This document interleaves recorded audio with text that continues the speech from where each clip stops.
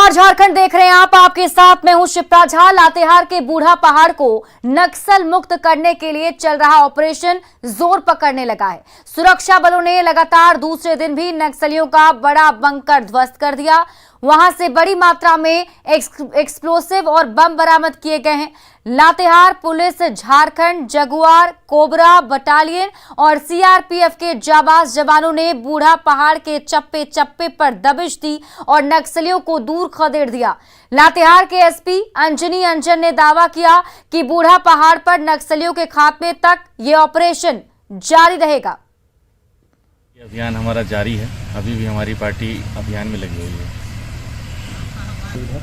इधर उनकी संख्या करीब 30 के आसपास है और अलग अलग छोटे छोटे ग्रुप्स में भी बंट गए हैं। बट हमारा अभियान जारी रहेगा जब तक हम लोग इस पूरे क्षेत्र को पूरी तरह से नक्सल मुक्त नहीं कर देंगे। धनबाद का बैंक मोड़ फायरिंग की आवाज से कांप उठा। मुथूट फाइनेंस कंपनी लूटने आए एक लुटेरे को पुलिस ने मार गिराया और 2 को पकड़ लिया गया है, पर वहां से 2 लुटेरे भाग निकले।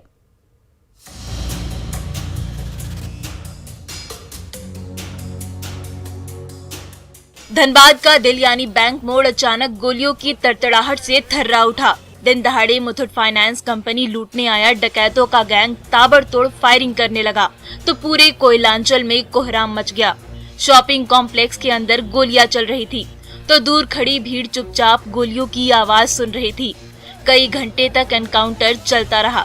धनबाद पुलिस ने एक डकैत को मार गिराया और 2 को गिरफ्तार कर लिया, पर 2 लुटेरे भाग निकले। 5 अपराध कर्मियों की बात आई है, जिसमें एक अपराध कर्मी मारा गया, 2 पकड़ा गया, 2 फरार हुए हैं। उसके लिए पुलिस टीम उस पर काम कर रही है। जल्दी उनको भी हम लोग गिरफ्त में ले लेंगे। उनके बारे में बहुत सारी सूचना हमारे पास आ गई है। धनबाद के जिस बैंक मोड़ जैसे इलाके में कभी गहमा गहम थमती नहीं, वो इलाका गोलियों की तड़तड़ाहट से अचानक थम सा गया। मुथूट फाइनेंस में घुसे दुस्साहसी लुटेरे दनादन गोलियां बरसाते रहे तो धनबाद पुलिस के जाबाज जवानों ने अपनी जान पर खेलकर उन्हें चारों ओर से घेर लिया। इसके बावजूद 2 लुटेरे पुलिस को चकमा देकर भाग निकले, पर धनबाद पुलिस ने पिस्टल, कारतूस, टूल्स और लूट के औजार के साथ 2 आरोपियों को दबोच ही लिया। इनके पास कुल 3 जो तीनों अपराध कर्मी थे, ये automatic weapon, semi automatic weapon इनके पास था, जिससे इन्होंने फायर किया है। वो वेपन हम लोगों को मिल गया है और उसको भी हम लोग उसको फर्दर जांच के लिए फर्दर फॉरेंसिक्स भी भेजें। धनबाद के बैंक मोड़ का इलाका शूटआउट की आवाज से थर्राता रहा, पर धनबाद पुलिस ने डकैतों के गैंग को पछाड़ दिया और लूटपाट की बड़ी कोशिश नाकाम कर जनता का भरोसा जीत ही लिया। संजय गुप्ता, न्यूज़ 18, धनबाद। जेएमएम महासचिव सुप्रियो भट्टाचार्य ने बीजेपी सांसद निशिकांत दुबे पर जोरदार निशाना साधा। रांची में प्रेस कॉन्फ्रेंस में उन्होंने कहा कि मुख्यमंत्री हेमंत सोरेन ने चुनाव आयोग को जो पत्र भेजे थे, उन दोनों पत्रों को बीजेपी सांसद निशिकांत दुबे ने अपने ट्विटर हैंडल पर सार्वजनिक कर दिया। क्या बीजेपी सांसद चुनाव आयोग को चला रहे हैं? ये चुनाव आयोग को प्रेषित पत्र है। ये किसी सांसद को प्रतिलिपि नहीं दिया गया। वो दोनों पत्र बाहर कैसे आ गए, ये बहुत बड़ा चिंता का विषय है। अब चुनाव आयोग भी यदि गोपनीयता नहीं संभाल पा रही है, उनको जो प्रेषित पत्र जाते हैं वो भी सांसद के हाथ में पहुंच जाता है, तो ये संजोग नहीं है। झारखंड विधानसभा में विश्वास मत के बहाने एक बार फिर से 1932 के खतियान की आवाज जोर शोर से बुलंद हुई है, पर 1932 का जिन निकला तो झारखंड में नया सियासी भूचाल आ सकता है।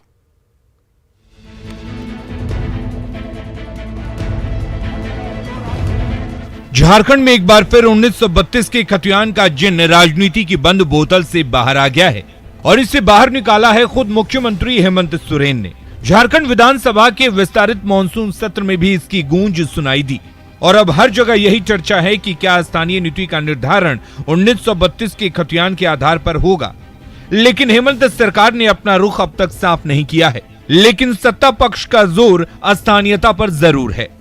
तैयार है, चाहे वो ओबीसी का आरक्षण हो या स्थानीयता को परिभाषित करने की बात हो, सभी पर ऐसे निर्णय होंगे कि जिससे कि राज्य की जनता को उसका सीधा सीधा लाभ मिले। पर मांग सिर्फ 1932 के खतियान की ही नहीं है। ओबीसी रिजर्वेशन का दायरा बढ़ाकर 27% करने की आवाज भी जोर शोर से लगातार उठ रही है। जाहिर है अब गेंद गठबंधन सरकार के पाले में है। आदरणीय हेमंत सोरेन जी के नेतृत्व की ये गठबंधन की सरकार जो है, ये सरकार जनहित के सभी सवालों पर खड़ी है। चारों ओर हो रहे शोर शराबे के बीच हेमंत सोरेन सरकार ने दोनों दांव खेला तो आदिवासी और मूलवासी यूपीए के पाले में जा सकते हैं। आपको किसने रोका है? आप लाइए, आपको लाना चाहिए, कोई रोका है क्या? लेकिन इस तरह का झूठी मूठी बातों को बोल करके जनता को हमेशा ये लोग बरगलाने का काम करते हैं, लोगों का दिमाग भटकाने का काम करते हैं। और बीजेपी जैसे मुख्य विपक्षी दल की सियासी जमीन खिसक सकती है। हेमंत सरकार ने हाल के दिनों में जैसे ताबड़तोड़ फैसले लिए, ऐसे में आने वाले दिनों में स्थानीय नीति और ओबीसी रिजर्वेशन पर मुहर लग जाए तो आश्चर्य नहीं होना चाहिए। पर इसका जिन्न एक बार फिर बाहर निकले तो अपने साथ नया सियासी भूचाल भी ला सकता है। अविनाश कुमार, न्यूज़ 18, रांची। झारखंड में एक बार फिर 1932 के खतियान को लेकर हो हल्ला मचा हुआ है। दरअसल आजादी से पहले 1932 में झारखंड में लैंड का सर्वे हुआ था। जेएमएम जैसे स्थानीय राजनीतिक दल उसी सर्वे को स्थानीय नीति का आधार बनाने की मांग कर रहे हैं। अगर ऐसा हुआ तो 1932 में झारखंड में रहने वाले निवासियों के वंशजों को ही झारखंड का मूल निवासी माना जाएगा और जो सरकारी नौकरी पर उनका हक है तो सिर्फ उनका ही हक होगा। पर इससे 1932 के बाद झारखंड में बसे निवासी बाहरी हो जाएंगे। मतलब आप समझ रहे होंगे कि 1932 से पहले जो लोग वहां रह रहे थे वो वहां के मूल निवासी होंगे और जो बाद में आए वो बाहरी हो जाएंगे। यही वजह है कि 1932 के खतियान को लेकर अक्सर हो हंगामा होता रहता है। जेएमएम विधायक लोबिन हेम्ब्रम ने विश्वास मत को लेकर एक बार फिर अपनी सरकार पर सवाल उठा दिए, पर हेमंत सरकार के सिपहसालार विश्वास मत को जरूरी करार दे रहे हैं।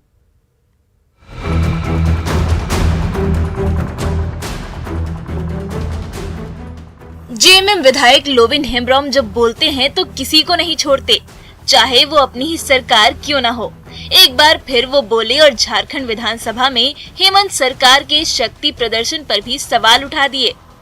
बहुमत है, अभी कल से भी पहले भी था और फिर उसी को हम लोग रेंडवोल किए एक तरह से। आपको लगता है ऐसा करने की जरूरत नहीं थी? क्या जरूरत था? कोई जरूरत ही नहीं था। जेएमएम विधायक लोबिन हेम्ब्रम यही नहीं रुके, विश्वास मत की कवायद पर तो सवाल उठाए ही, सरकार के लिए बहुमत से ज्यादा स्थानीय नीति को जरूरी करार दे दिया। आज बहुमत सिद्ध करने के बदले ये स्थानीय नीति का मसौदा तैयार होता, इसको कैबिनेट में लाया जाता और सदन में बहस होता, मजा आता। जेएमएम विधायक लोबिन हेम्ब्रम बहुमत को लेकर अपनी ही सरकार को घेर रहे हैं, पर इसके ठीक उलट हेमंत सरकार के सिपहसालार विश्वास मत प्रस्ताव को बीजेपी की साजिश का करारा जवाब बता रहे हैं। और मुझे लगता है कि एक सुनियोजित तरीके से इस तरह का वातावरण बनाया गया था। हमारी ओर से, हमारे माननीय मुख्यमंत्री, हमारी सरकार की ओर से उस पर विराम लगा दिया गया। देखिए 48 लोगों का समर्थन हमको सदन में मिला और 3 लोग हमारे भी कलकत्ता में हैं, तो 3 होते तो 51 हो जाता, जबकि हमको जो है 41-42 की जरूरत है। 10 लोग ज्यादा हैं, फिर भी हमको अपदस्थ करने की सोची समझी साजिश क्यों? हेमंत सरकार के विश्वास प्रस्ताव को लेकर बीजेपी तो हमलावर है ही, सत्ता पक्ष के अंदर से ही इसके खिलाफ आवाज उठने लगी है, पर हेमंत सरकार के मंत्री पूरी तरह से तैयार खड़े हैं।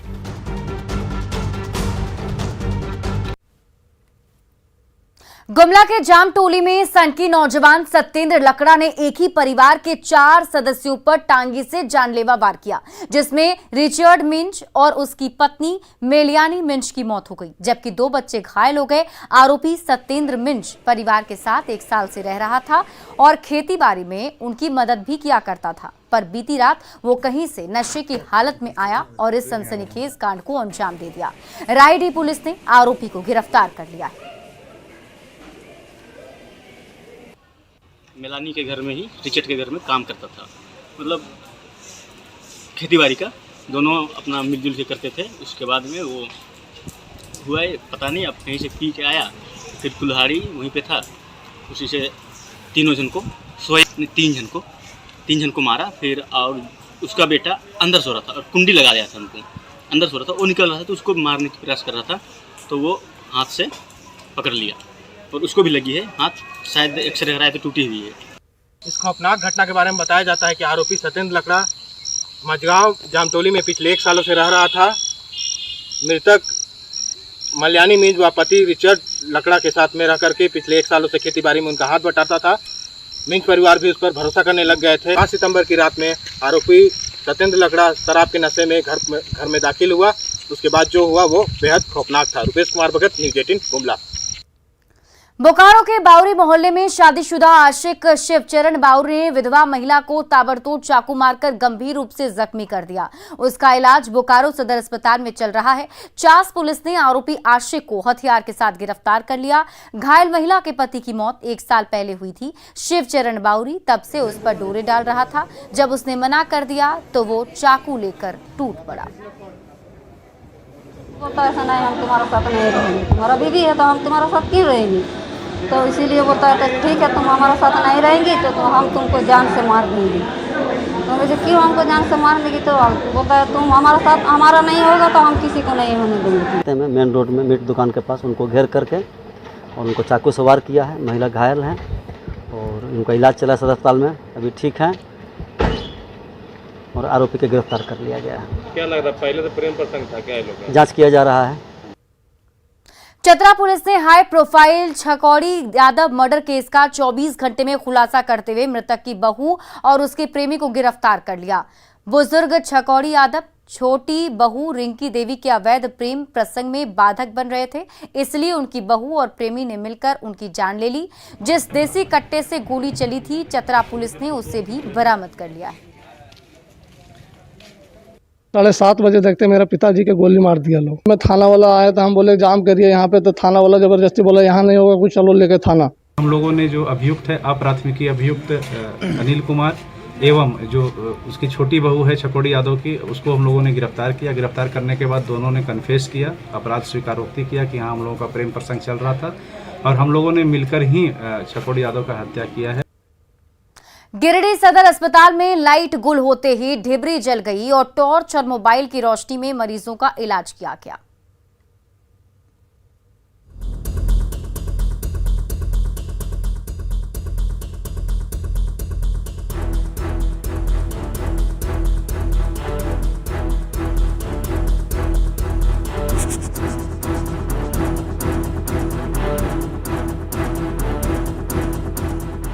ये तस्वीरें अस्पताल की लापरवाही का जीता जागता नमूना है, जहां बिजली गायब है। डॉक्टर मोबाइल की रोशनी में मरीजों का इलाज कर रहे हैं।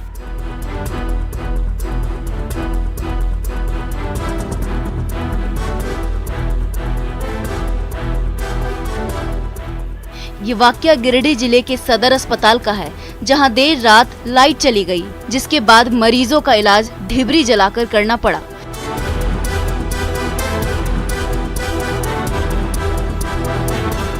यहाँ मरीज बेहतर इलाज के लिए आते हैं, लेकिन यहाँ तो घुप अंधेरे में मरीजों का इलाज किया जा रहा है।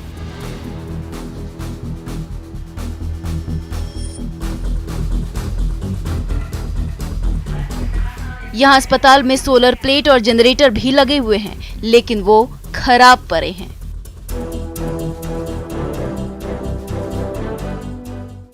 हाँ, जानकारी मिली है, लोकल लाइन में कहीं फॉल्ट था परफॉर्मेंस आप लोगों का जिसके लिए मिस्त्री को बुलाया गया है और वो ठीक कर रहा है, उम्मीद है जल्दी ठीक हो जाएगा। नई पहल किट आ गया है, उसको हटाना पड़ेगा। उसके अलावा सोलर भी लगा हुआ है, उसके लिए नए दूसरे किसी एजेंसी को दिया गया है जो आके अब शायद वो जल्दी ही सोलर भी ठीक कर लेगा ताकि बिजली की समस्या का हल निकल सके।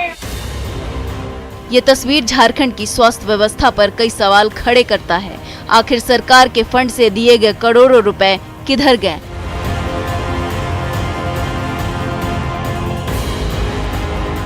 इस तरह इलाज करने से अगर मरीजों की जान गई तो इसका जिम्मेदार कौन होगा? गिरिडीह से एजाज अहमद की रिपोर्ट।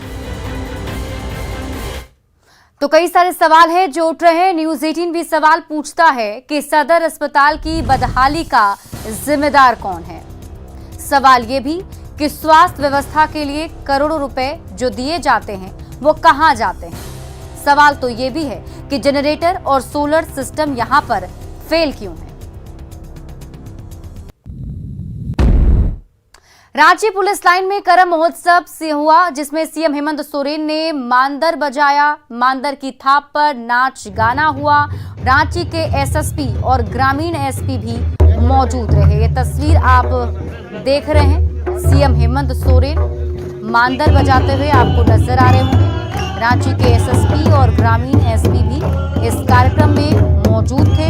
रांची पुलिस लाइन में करम महोत्सव का आयोजन किया गया था।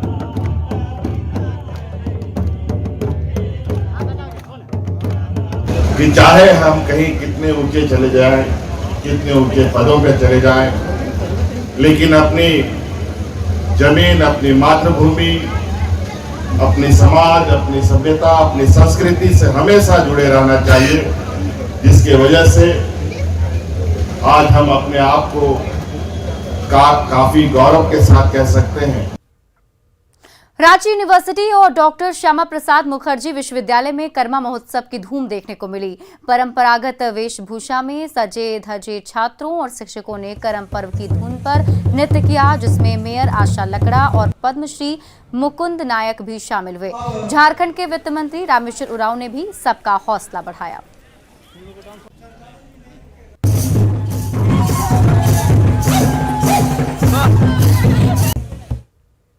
और आइए अब देखते हैं झारखंड 2020।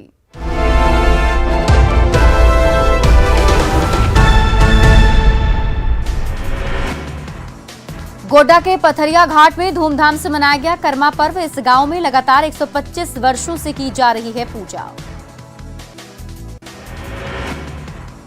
बोकारो में धूमधाम से मनाया गया भाई बहन के प्रेम का प्रतीक पर्व कर्मा। मांदर की थाप पर झूमते नजर आए गोमिया के पूर्व विधायक योगेंद्र प्रसाद।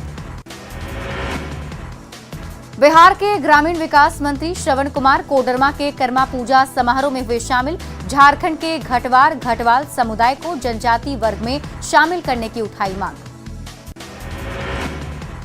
बोकारो में चास प्रखंड कांग्रेस कमेटी ने की बैठक। बुधवार से शुरू होने वाली भारत जोड़ो यात्रा को लेकर हुई चर्चा।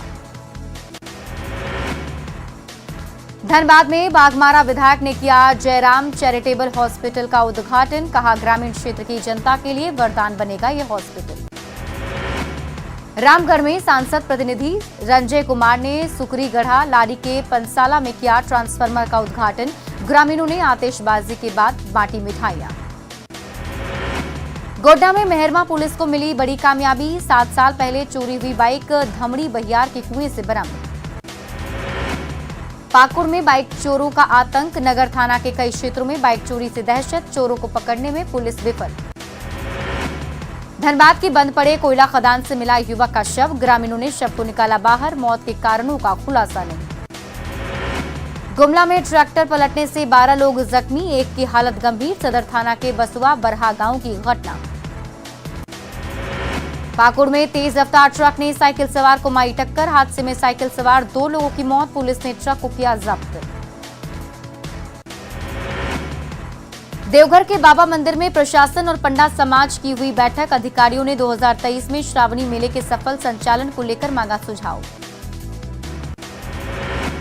पूर्वी सिंहभूम में बीजेपी ने निकाली रैली। होल्डिंग टैक्स में वृद्धि का किया विरोध। लोहरदगा में बारिश के बाद जलजमाव की स्थिति, कई घरों में घुसा पानी, लोगों ने नगर परिषद पर लगाया लापरवाही का आरोप। देवघर एयरपोर्ट की एटीसी बिल्डिंग में घुसने पर भारी विवाद, भीम आर्मी ने कार्यकर्ताओं ने फूंका सांसद का पुतला, डीसी के समर्थन में निकाली रैली। रामगढ़ में भूमिगत खदान के पानी में अनियंत्रित होकर गिरी स्कॉर्पियो, हादसे में 4 स्कूली बच्चे समेत 5 लोग जख्मी, घायलों को अस्पताल में कराया गया भर्ती। दुमका एसडीओ को एनसीपीसीआर के अध्यक्ष प्रियंक कानूनगो ने लगाई फटकार, जांच की स्थिति का जायजा लेने पहुंचे थे दुमका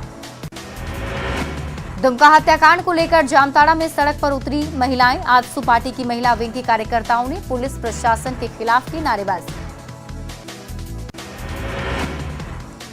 गिरिडीह केंद्रीय मंडल कारा के जेलर पर फायरिंग मामले में पुलिस को मिली बड़ी कामयाबी, गुजरात में सूरत के प्रकाश नगर से मंजेश मंडल को पुलिस ने दबोचा। पाकुड़ के हाथीगढ़ में पेट्रोल पंप पर लूटपाट की कोशिश, देर रात अपराधियों ने बोला धावा, हमले में 4 स्टाफ बुरी तरह से जख्मी।